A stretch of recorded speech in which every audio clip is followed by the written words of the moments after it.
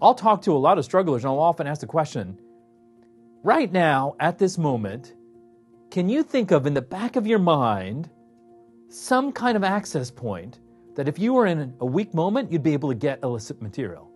Most of them can think about at least one, which shows me they haven't gone 110% of the way in cutting off access. So what does that mean? Well, let's think about practically what does that look like in cutting off access, for example, on a phone. First things first, you just got to get rid of the browser that's the standard browsers like Safari or Firefox, because they're not helping you because they provide you a clean and clear way to get to the dirty and illicit material. So you got to get rid of that browser and put on a monitored browser on your phone. Something, for example, like Coven Eyes offers.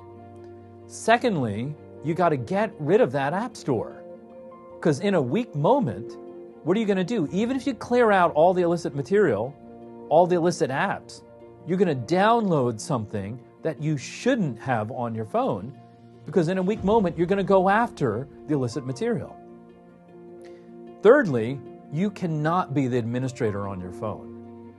It's foolish to think that if you have the restricted passcode on your phone, that in a weak moment that you'll have the strength suddenly to resist.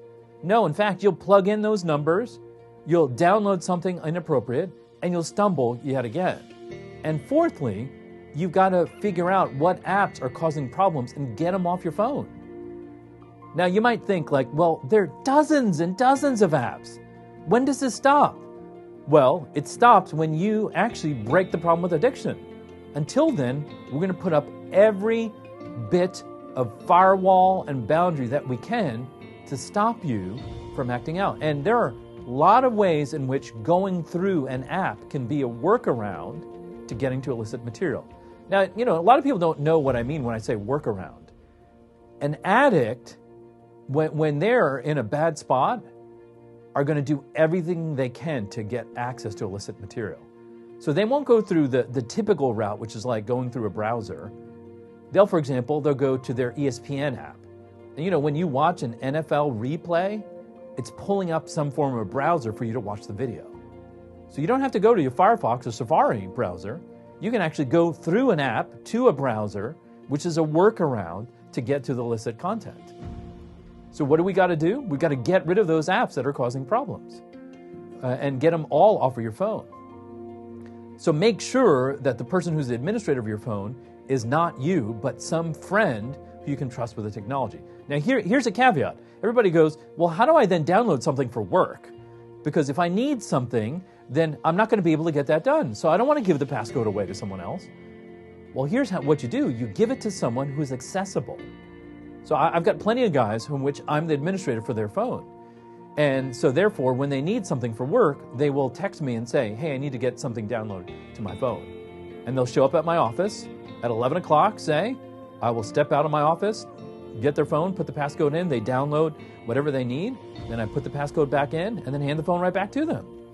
Simple as that. Now you think, well, I don't know that I can get over there right away in the middle of the day. I'm in a busy work day. Oh, well, most of my children don't realize why different young men show up at our back door in the middle of the night. They come over at 7, I step out of the backyard, they hand me the phone, put in the passcode, they download what they need, set the restrictions again, hand the phone right back to them. And therefore, I try to be really accessible to help them out so that any of the other things that end up being problems, like access to other versions of apps or technology, well, we can work around that. We can figure out what to do to make sure you don't have to take down your firewall that protects you. Now, the flesh is very creative. I gave you some basic practical guidelines on how to handle your phone. But I'm sure there's dozens of other ways that addicts will find to get access to illicit technology. And part of the dilemma with this is what we're trying to do is figure out boundaries, firewalls, rules of thumb that help us protect someone from themselves. So just let's put it this way. If you do not have self-control, you can't handle well the freedom of unfettered access, then the rule of thumb is you have to protect yourself from yourself.